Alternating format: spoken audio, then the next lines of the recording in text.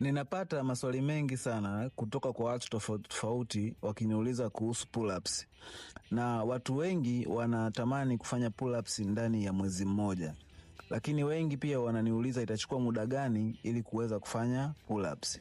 Tuangalie na tuchambue pamoja kama tunaweza kupata pull-ups ndani ya mwezi mmoja. Kwanza kabisa, muda wa kujifunza pull-ups inategemea na nguvu ya mwili wako wa juu, yani upper body strength. Lakini pia tunaangalia na uzito wa mwili na mara ngapi unafanya mazoezi.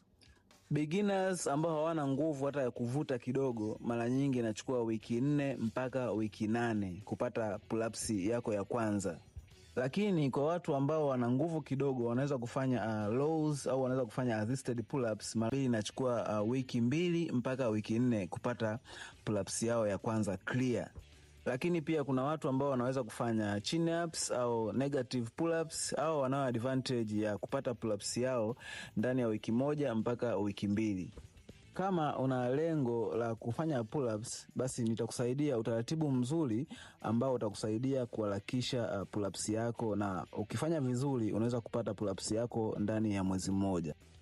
Haya ni mazoezi 5 ambayo utafanya mara 3 mpaka mara 4 kwa wiki. Ndani ya wiki 4 unaweza ukaona pull-ups yako imeimprove. Zoezi la kwanza utafanya Australian pull-ups, utafanya reps 8 mpaka 12 mara 4.